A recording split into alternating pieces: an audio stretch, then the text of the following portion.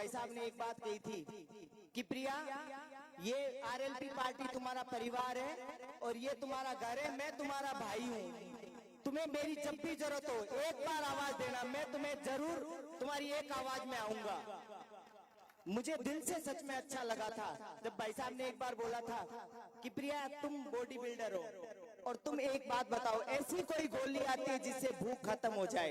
क्योंकि मैं 3 घंटे नहीं गंवाना चाहता। मैं आप लोगों से यही निवेदन करती हूँ, इतनी छोटी सी बात में कितनी बड़ी बात छुपी हुई है कि भाई साहब ने वो अपने मुंह का निवाला तुम्हारे लिए बचा के रखा है कि मेरे किसान भाई, मेरे गरीब भाई, इन सबको इनका हक दिला सकूं।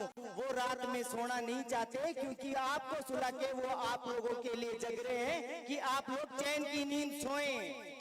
ये बहुत बड़ी बात है।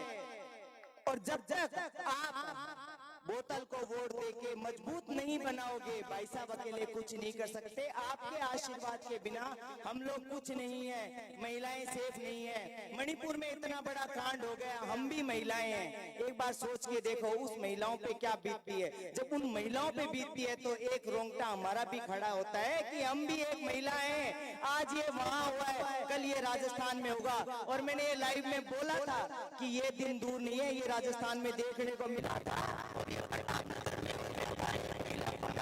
में खड़ा कर दिया था। ऐसी सरकार किसी काम की नहीं है जो महिलाओं का इस तरह पीड़न के मामले लाए, महिलाओं का यूज करे राजनीति के लिए। ये महिलाएं किसी भी के साथ इतना कुछ कर सकते हैं। कांग्रेस सरकार 70 साल से आप रामेश्वर जी शेषमा पार्षद महोदय हैं, कृपया वो मंच पर पधारे। अब मैं महिला शक्ति रूप में यहाँ उपस्थित है प्रिया सिंह जी मेघवाल का स्वागत करने के लिए फूल उड़ाकर भगवती जी बाजिया को आमंत्रित करता हूँ। वो आया और प्रिया सिंह जी मेघवाल का फूल उड़ाकर स्वागत करें भगवती जी बाजिया।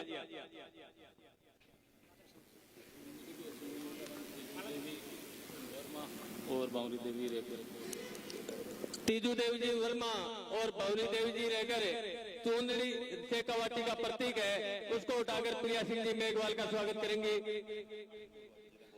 अब यहाँ के स्थानीय प्रखर प्रवक्ता हमारे सीकर के ओकार जी मूल से निवेदन है कि समय का ध्यान रखते हुए संक्षिप्त में स्वागत भाषण दे। ओकार जी मूल। भाई साहब कह रहे हैं कि साफा पहन के देना है भाषण। सबसे पहले तो मैं बाबा परमानंद के नगरी लोसल की सरजमी पर शेर राजस्थान और राजस्थान के 7 करोड़ लोगों की उम्मीदों के केंद्र बड़े भाई हनुमान जी बेनीवाल का इस्तेमाल करता हूं, अभिनंदन और स्वागत करता हूं। मैं चाहूंगा कि एक बार ऊपर हाथ करके जोरदार तालियां बजा करके भाई साहब को इस बात का एहसास करवाएं कि किसान का, मेरी कौम का ये रहनुमा अकेला नहीं है, राजस्थान का जवान और किसान इसके साथ। एक बात मैं आपके बीच कहना चाहूंगा कि अंगद का पांव और हनुमान बेनीवाल का दांव न केवल हिलाना मुश्किल है बल्कि समझना भी बहुत मुश्किल है।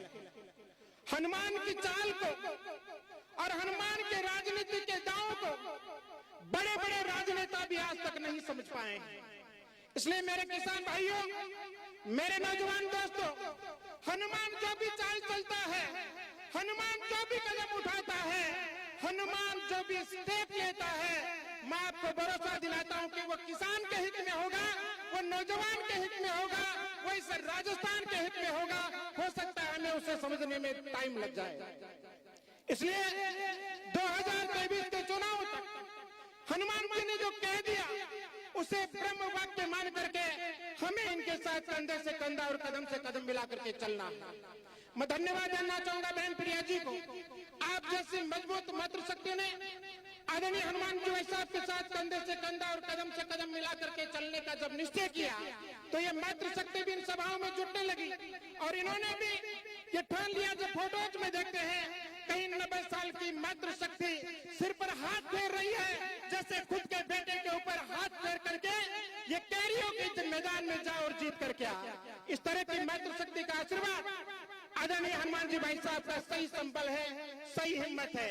चूंकि हमें भाई साहब को सुनना है, इसलिए अंत में मैं सिर्फ ये कहते हुए कि बुलबुल के पैरों में कभी बाज नहीं होते और बुज़दिल हाथों में कभी राज नहीं होते। और दोस्तों, जिन्हें पड़ जाती है सिर झुका कर चलने की आदत, उन सिरों पर कभी ताज नहीं होती। हनुमान बेनीवाल सिर उठा करके चलता है और हमारा सौभाग्य है कि हमें भी सिर उठा करके चलने का मौका देता है। तो गाड़ी से खड़े हो जाते हैं, एक अंगुली का इशारा करते हैं तो बड़े बड़ों के पांव दूसते हैं। आज के दिन इनके एक शब्द के ऊपर पूरे राजस्थान नहीं, पूरे देश की राजनीति की नजर लगी हुई है कि अगली सभा में हनुमान जी क्या बोलते हैं, अगली सभा में हनुमान जी क्या बोलते हैं। इसका मतलब इनके मुंह से निकले हुए शब्दों का अर्थ होता है, मतलब होता है, और वो सब राजस्थान की राजनीति की दिशा और दशा बदलने वाले होते हैं। मैं चाहूंगा कि एक बार जोरदार जयकारे के साथ आदरणीय हनुमान जी भाई साहब को हम मंच पर आमंत्रण दें।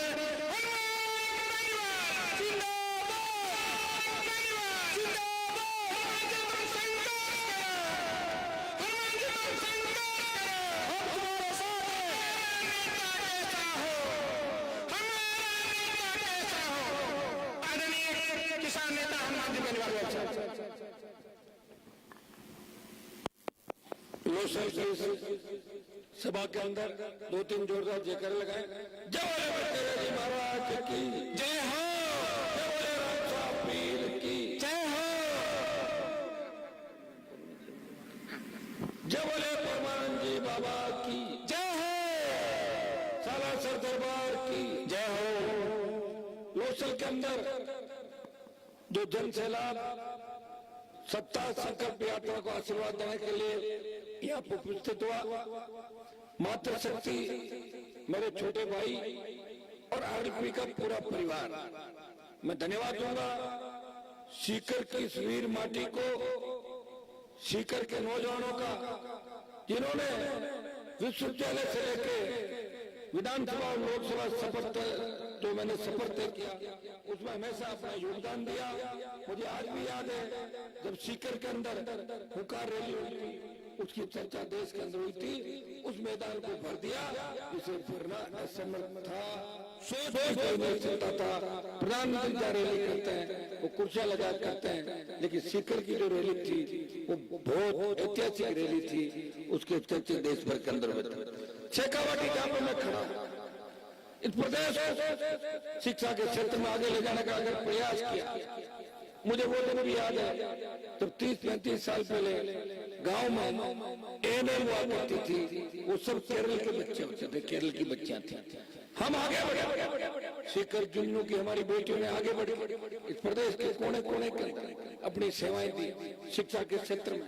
हम आपका नागौर लगता ही जिला है, लेकिन बहुत पीछे रह गए। सीकर जुन्नू आगे था, सीकर से शिक्षा की क्रांति आई और आज भी सीकर शिक्षा के हब के रूप में देखा जा रहा है। एजुकेशन हब का कोई नाम आता है तो कोटा और सीकर राजस्थान के अंदर सबसे बड़ी जगह जहाँ से किसान के बेटे बेटियां कोई इंजीनियर बनता है, कोई डॉक्टर बनता है। और सेना क्या सबसे बड़ी साजत अगर किसी ने दी 62, 65, 71 और कारगिल की लड़ाई के अंदर सीकर के योद्धाओं ने दुश्मन के दांत खट्टे कर दिए थे, शेखावाटी के योद्धाओं ने दुश्मन के दांत खट्टे कर दिए थे। लेकिन राजनीतिक रूप से मैं कहना चाहूंगा, थोड़ी सी खारी बात है, सुननी पड़ेगी। राजनीतिक रूप से नौजवान तो तैयार है, लेकिन पुराने लोग राजनीतिक रूप से अभी भी उसी बात को पकड़े बैठे हैं जो 70 साल से पकड़ के बैठे थे, कांग्रेस और भारतीय जनता पार्टी। हाँ, जहां मैं खड़ा हूँ यहाँ जरूर परिवर्तन होता है, तीसरी ताकत जीतती रही है, ये इलाका मजबूती सही है, लेकिन आपको ये भी सोचना होगा अब राजस्थान की तीसरी ताकत कौन है? कौन ऐसा व्यक्ति जो किसानों के लिए मोदी की सत्ता को ठोकर मार के 70 दिन सड़क पर बैठ सकता है? कौन ऐसा नौजवान नेता जो जब सेना को ठेके पे दिया जाता है तो सेना के ठेका का विरोध करता है, वो सड़क पर होता है। 2-3 दिन पहले आपने देखा होगा कि पंजाब का हमारा एक किसान का बेटा अग्निवीर जब वो शहीद होता है तो एम्बुलेंस के अंदर उसका शव लाके उसके गाँव में डाल दिया जाता है। आप बताइए, ये वही पीड़ा है जिसकी शंका मैंने जाहिर की थी। इस अग्निपथ को वापस लेने का विरोध अगर देश के अंदर किसी सांसद ने किया तो सीकर के सांसद ने नहीं किया, उन्हें झुंझुनू के सांसद ने किया, चूरू के सांसद ने किया, और न देश के किसी सांसद ने किया। नागौर का सांसद जिसको सांसद बनाने में शेखावाटी के नौजवानों का बहुत बड़ा योगदान है, अग्निपथ का विरोध किया, 2 लाख जवानों की रैली जोधपुर के अंदर करके मोदी को चेतावनी दी, हमारे रैली की तरफ तैयार हो जाओ। और जो अग्निवीर 25% लेने की बात कर रहे थे कि अग्निवीर भर्ती के बाद 25% को हम रखेंगे, 75 वापिस भेजेंगे, एक बार से मोदी सरकार डर गई और ये फैसला हुआ कि 50% को हम सेना में रखेंगे और 50 को वापिस भेजेंगे। और अगर आप दिल्ली की तरफ भर लोगे तो ये अग्नि खत्म ही करवा दूंगा, इतना मैं विश्वास आपको दिलाता हूँ। जिस तरह हरियाणा, पंजाब, उत्तर प्रदेश, अभी जो ओंकार जी आपको बात बता रहे, मेरी एक एक बात समझो।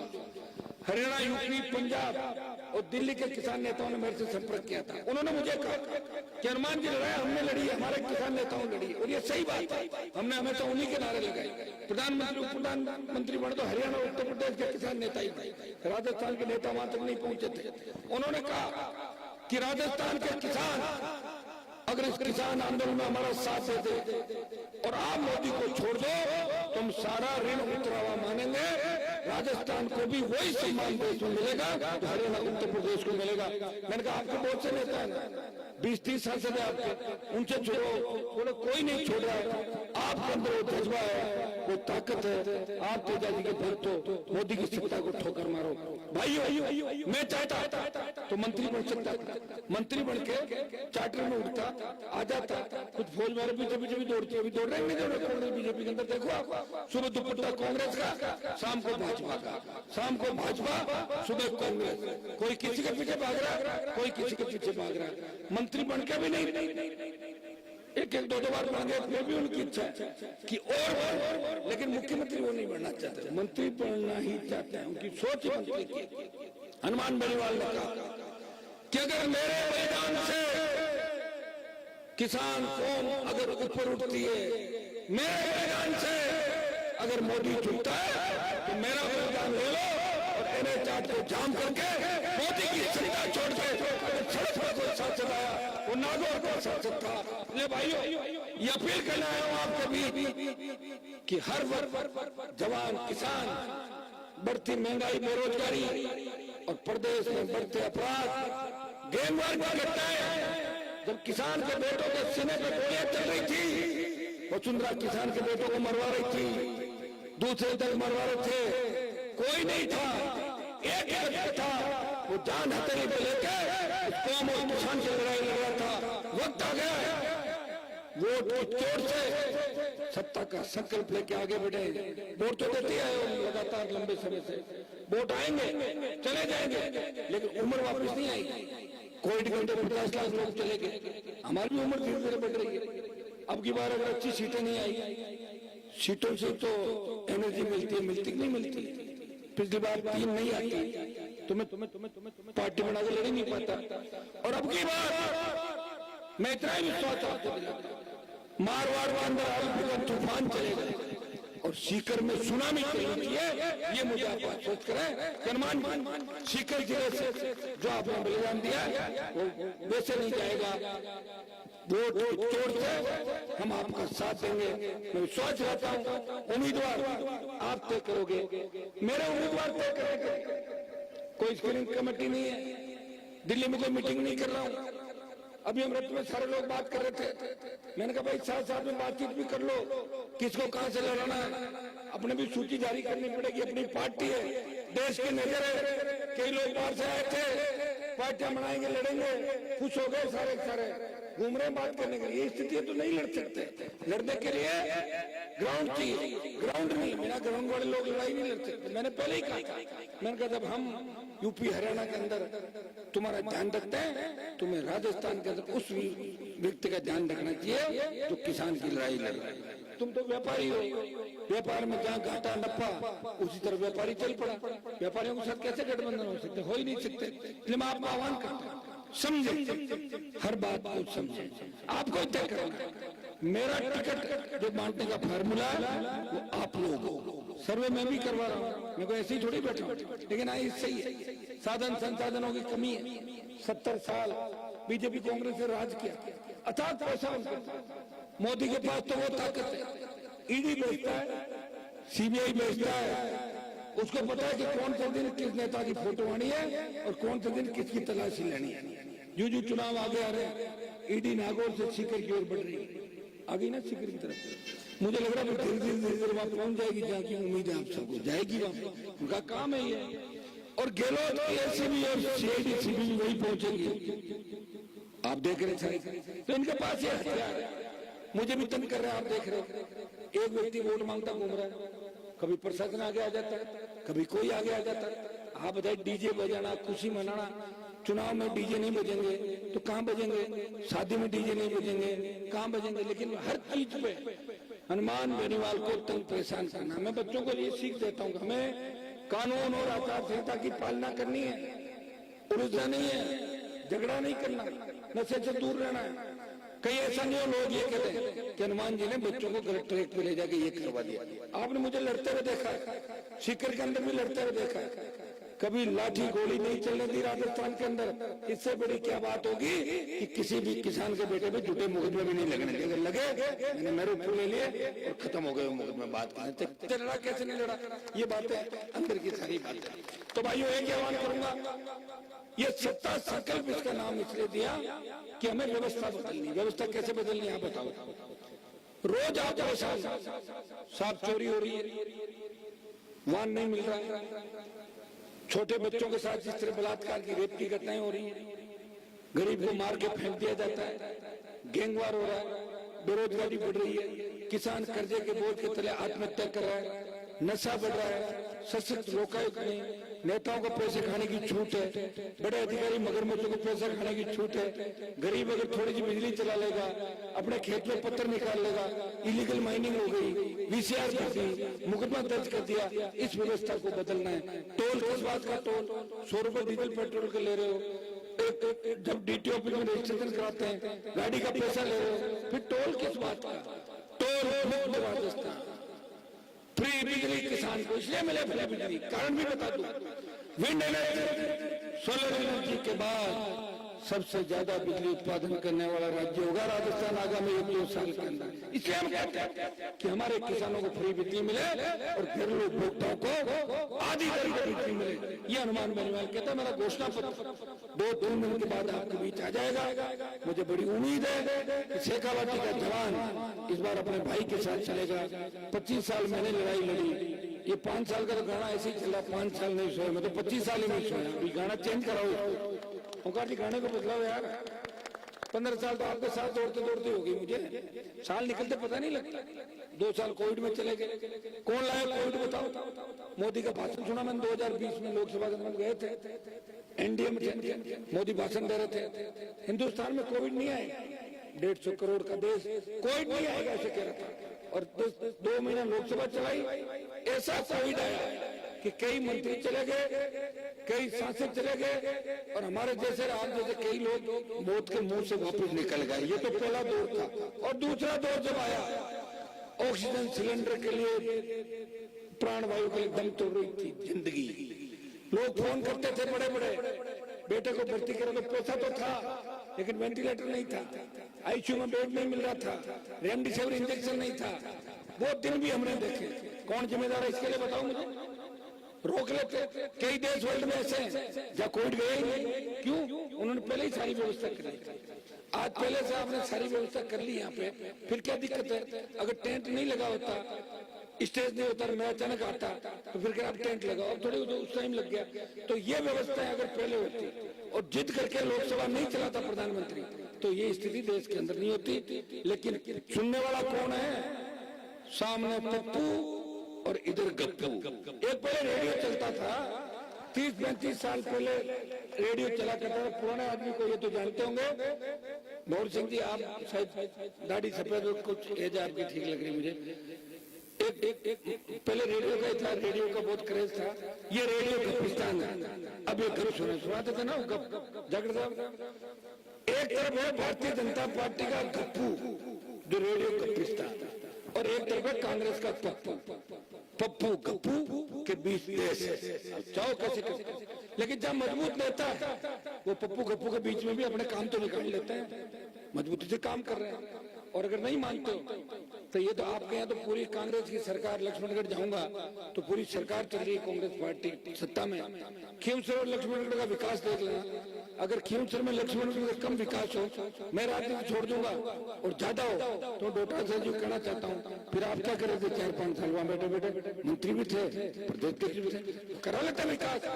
RLP से विकास, लोग ये भी कहेंगे अरे ये लड़के घूम रहे हैं पिकअप पे गाड़ियों में, विकास कहाँ से होगा? विकास तो सरकार डर के मारे करती है, विकास ऐसे नहीं होता। मेरा कागज चला जाता है, हिम्मत है कि रुक जाए काम। दिल्ली में भी होता है और प्रदेश के लोकतांत्रिक पार्टी के जवान किसानों का काम होता है। और आपने देखा होगा जो जो आंदोलन हमने किए आज तक सक्सेसफुल हुए हैं, किसी आंदोलन के अंदर दरी समेट के बिना उसके नहीं गए, हिम्मत से काम लिया और उसी का परिणाम है क्या दोनों हाथों से राजस्थान का किसान और किसान के बेटे साथ दे रहे। शेखावटी से बड़ी उम्मीद है। मैं धन्यवाद देता हूँ RLP पार्टी के पूरे परिवार को, महेंद्र जी को, हमारे भाई विकास बगड़िया जी, भंवर सिंह जी, इंजीनियर साहब, प्रकाश जी,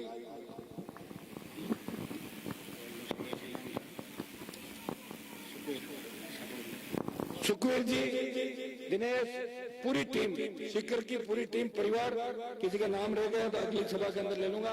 मातृशक्ति बड़ी तादाद के अंदर देखिए, जिस तरह माताएं और बहनें आ रही है, ये झांसी की रानी लक्ष्मीबाई बन के लड़ेगी और छोटे भाई भगत सिंह की भूमिका के अंदर लड़ेंगे।